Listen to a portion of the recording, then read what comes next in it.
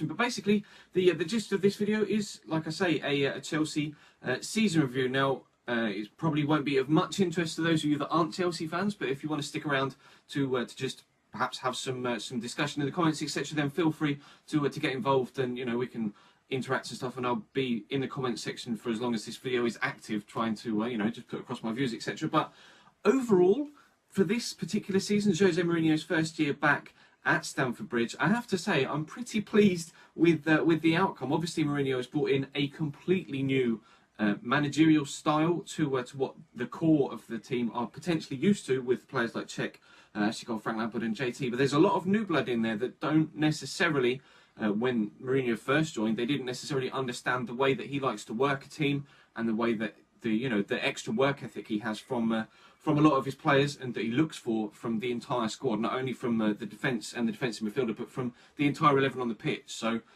we did start off quite slowly, you have to say, especially when he was still kind of nailing down what his best 11 was, and playing formations like the one we played away at Manchester United with the false nine with Andre Schürrle up top. Bit of experimentation, didn't necessarily work as well as it potentially could do, and I think actually our strikers kind of let us down in that regard this season. But we've had an okay year. Of course, finishing third in the Barclays Premier League is a very, very good finish for the club in the position that it's in right now. Of course, with the situation that arose towards the end of the season, it would have been nice to win the Premier League. We had a great chance to do so, but that loss against Sunderland really, really hurt us. But Sunderland had a fantastic end of season, and fair play to them for staying up. And unfortunately, we didn't necessarily have the grit and determination to grind out results to win us the BPL title. Manchester City did. They've got a fantastic squad there, and congratulations to them for picking up that title. But third place behind an extremely attacking Liverpool side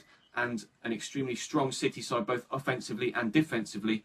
I'm pretty pleased with third place. We're extremely solid defensively, and you have to say, although I might be slightly biased, that the defensive partnership of JT and Gary Cahill is probably the best in the Barclays Premier League, if not one of the best in Europe this season. Very, very disappointed that JT isn't going to the World Cup from an England point of view. But I have to say, defensively, we're very, very solid. It's in the attacking sense, we've kind of had to rely too much on our midfield players this year, with especially Eden Hazard, Oscar, Willian, Schürrle, etc. to get us a goal. Samuel Eto'o has grown into the season as the months have gone on and scored a few goals. Fernando Torres has done his best all year long. I love Fernando. You guys know that I would defend him till the cows come home, but he hasn't had his best season last year. He was particularly good, our top goal scorer all year round. This year, not necessarily as many goals as I might have liked from him, but still, he did 100%, or he put in 100% effort every single time he was on the pitch, and you can't ask for more than that if a player is low on confidence, etc. As long as they're still putting the work in and trying to to create things for the rest of the team, as well as have some chances of their own, then you can't really knock them for that. But this has kind of gone off on a tangent about Fernando Torres. But offensively, we're still a little bit weak, but it's rumoured yesterday, as I'm recording this, it's rumoured yesterday, Tuesday, that Chelsea have supposedly signed Diego Costa for £32 million from Atletico Madrid. Now, if this is true, it's supposedly supposed to be officially confirmed later on in June, once I think either his contract has run out at Atleti, or that's just the time when they want to announce everything, as we head from one season into the pre-season for the next year. Just prior to the World Cup, I think, is when they're planning to announce it. But £32 million, Diego Costa to Chelsea from Atleti, fantastic signing. Cannot be more pleased with a player of that sheer quality, player that has that work ethic and has effectively kind of been under the same managerial style under Diego Simeone that he will be under Mourinho. Expecting a lot of work from him, a lot of running, a lot of determination, and he's got a little bit of arrogance about him, which is something that we don't necessarily have at Chelsea at the minute. There are a few players that are a little bit too, to quote Tim Sherwood, too nicey. They haven't got much about them in an aggressive style. Obviously, you've got players that drive the team forward like JT, and he's a fantastic character to have in the dressing room.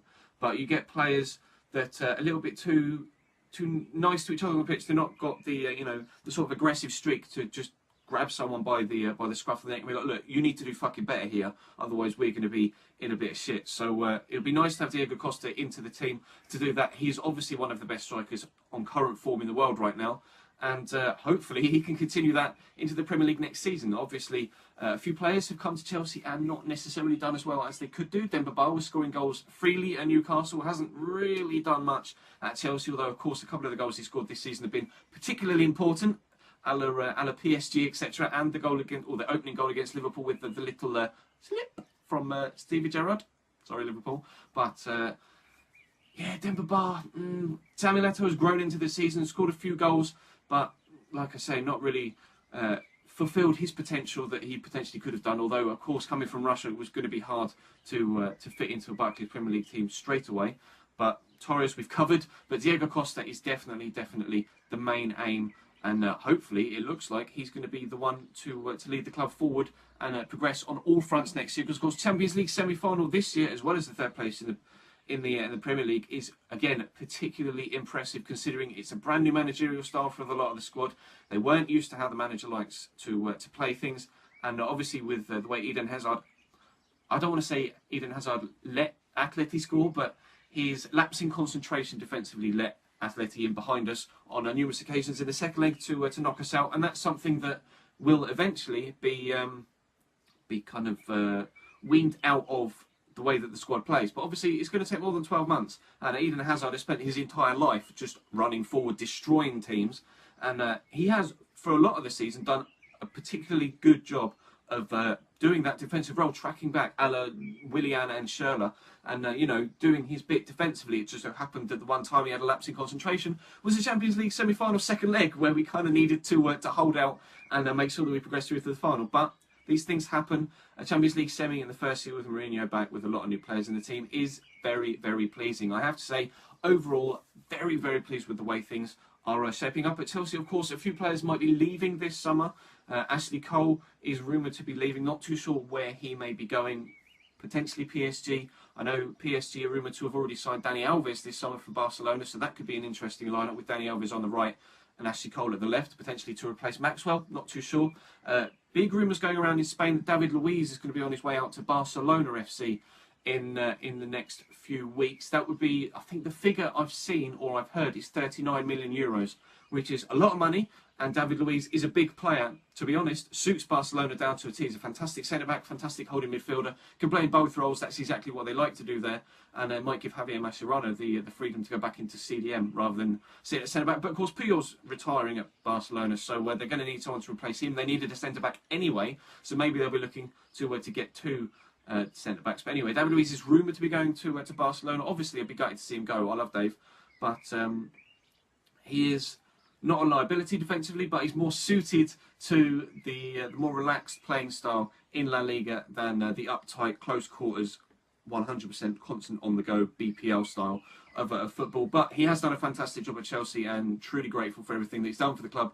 And if we can make a little bit of money on him on the side as well, then I wouldn't be overly sad to see him go, so long as we can get in a world-class replacement. Who that might be, I don't know.